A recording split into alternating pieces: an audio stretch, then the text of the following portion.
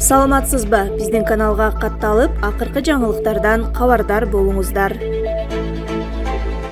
Тажикстандык окумуштуу тарыхчы Кыяз Молдо Касымовго жооп кайтарды. Жакында эле кыргыз тарыхчысы Кыяз Молдо Касымов азыркы Тажикстан аймагынын 1/4 кыргызстандыкы болгонун айткан. Мургап менен лагышты. Тактап айтканда, Хужант дагы бизге таандык. Кыргыздардын негизги жерлери деп атаган. Анткени шаарлардын жананын тегерегинин аталыштарын бардыгы түрк жана кыргыз тилинде аталган.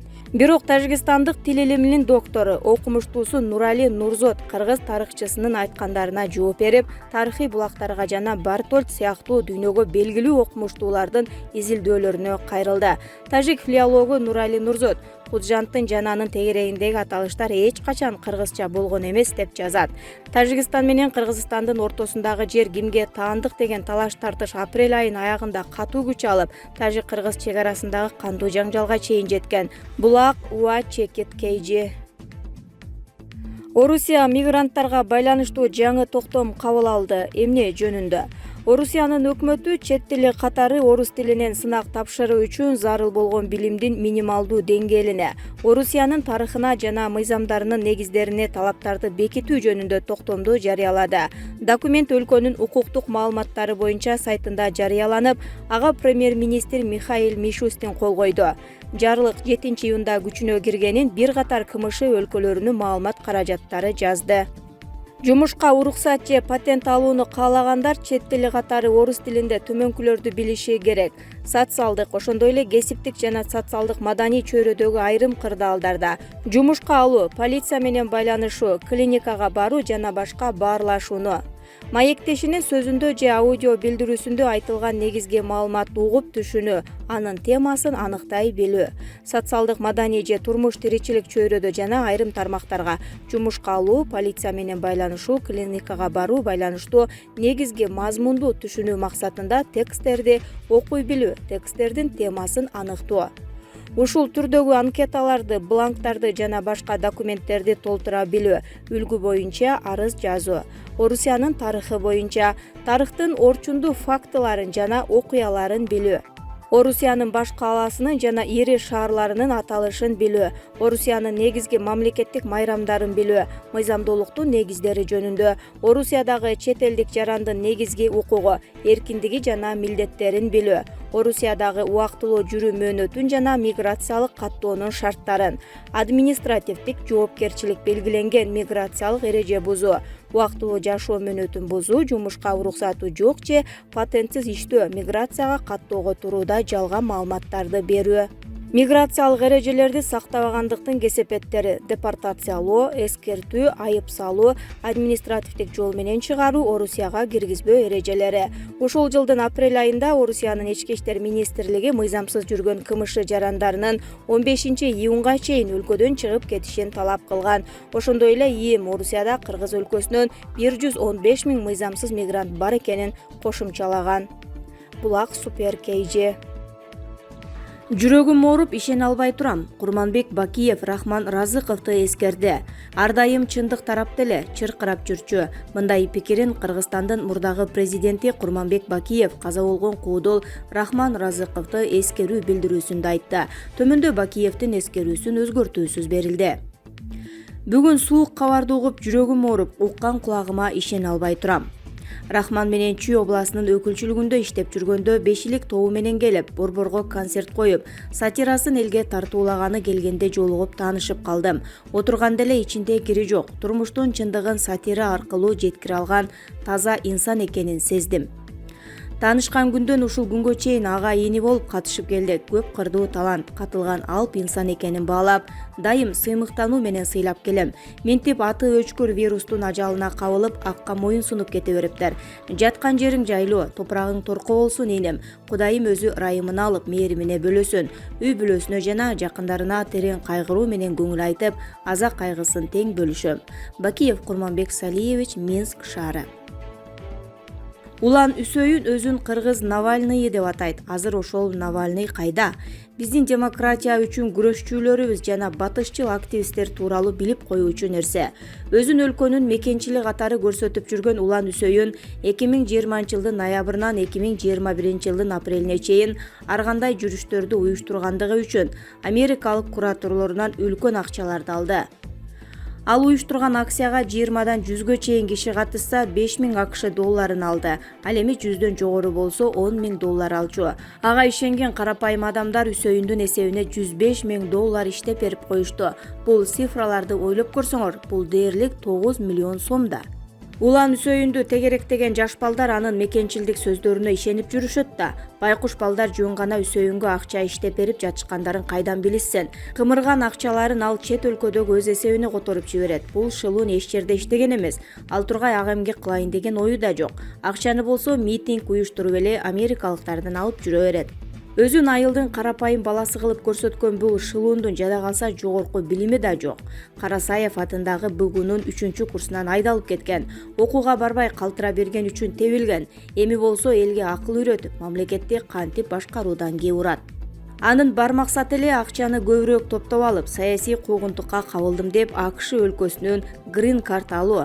Ал эми чет өлкөгө болсо өлбөгүдөй дүйнө жийип алды тигиндей жол менен. Ал бекер акчага Lexus RX, iPhone 12 жана башкалардын скатын сатып алган. Кыскасы өзүнөн эчтекени аябайт. Кымбат ресторандарда нан үчтөө кылат. Ал эми бул биз айткан нерселерибиз Үсөйүндүн айсбергдей байлыгынын учу гана. Эрксизден ал акчаны кайдан табат деген бир суроо туулат. Жалаң эле митинг уюштуруп, эч жерде иштебесе, жаш балдардын башын айлантып, өлкө тагдырына калп күйгөн болуп жүрсө, акча кайдан келди буга? Дагы бир эскерте кетүүчү нерсе, Улан Үсөйүн гейлердин жактоочусу жана ЛГБТ коомунун мүчөлөрүн колдойт. Бул сабатсыз шылуу кантип атыштагы ошондой коомдун каржылоолорунун көзүнө илинип калган. Көрсө мунун артында тактеке ойнотуп, буга эмне кылышты айтып турган Султаналиева Чынара деген бар экен. Ошол демөөрчүлөрдөн акча алып берет.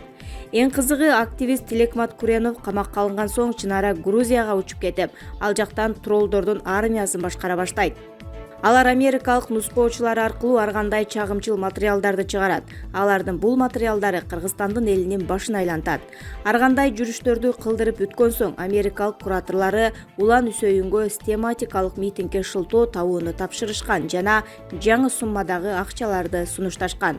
Улан Үсөйүн өзүн кыргыз Навальный деп атайт. Азыр ошол Навальный кайда? Бул Навальныйды ордуна коюучу мезгил. Булак, Назар Ньюс, Чекиткейжи. Акылбек Жапаров менен Динара Кутманова Кумтөр боюнча алгачкы утушту жасашты. Кумтөр кенин иштетип жаткан Центара Голд жана анын дочерний фирмасы Кумтөр Голдинг компаниянын ишмерлигин текшерүү боюнча президент Садыр Жапаров түзгөн мамлекеттик комиссия.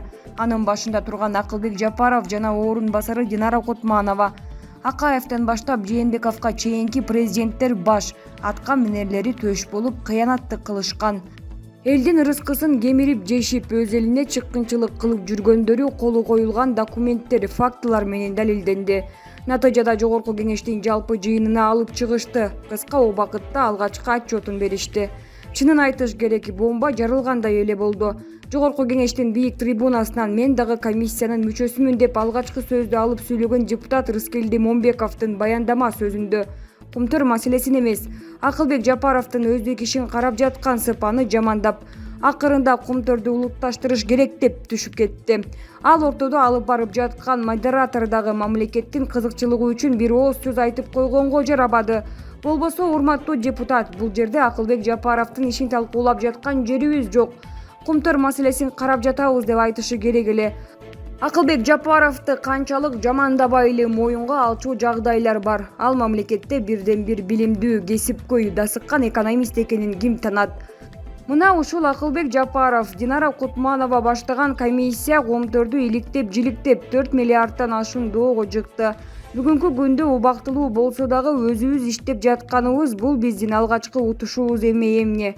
Мамлекеттик комиссиянын башында Акылбек Жапаров туруп, Кумтөр кенин кыргыз элинин жыргалчылыгына иштетем деп атып, көп душман күткөнүнө карабай, баарына кайыл болуп, Кумтөр аферасына аралашкан президенттерден баштап, атка минерлерге чейин коррупцияга аралашып, элге чыккынчылык кылгандарын ачык эле алып чыкты го. кээ бир Кумтурда акциясы бар коррупцияга аралашкандар алардын жакындары жана туугандары Акылбек Жапаровду төө бастыга алышып, элге жек көргөзүүнүн үстүндө иштеп жатышат. Чынында Акылбек Жапаров болбогондо Кумтур маселесин мынчалык деңгээлде эч ким алып чыга албайт болчу.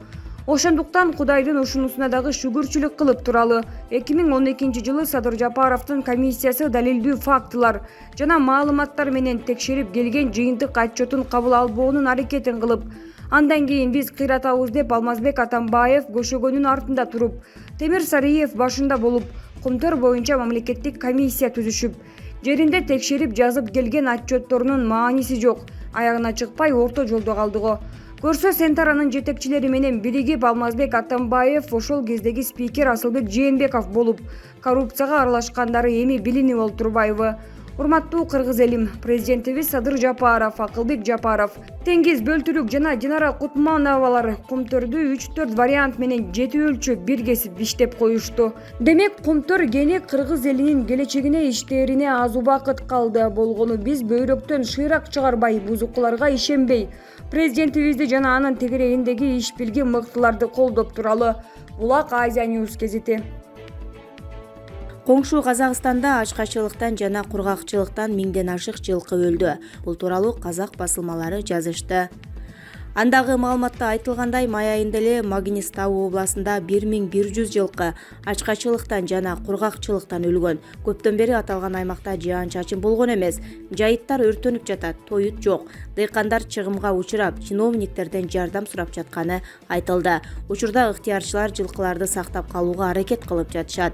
Алар мындай окуялар кургакчылыктан жана кожоюндун кайдыгерлигинен улам болуп жатканын айтышууда. Буга чейин Казакстанда арыктап өлгөнү калган жылкылардын сүрөтү талкууга алынып жаткандыгы кабарланган.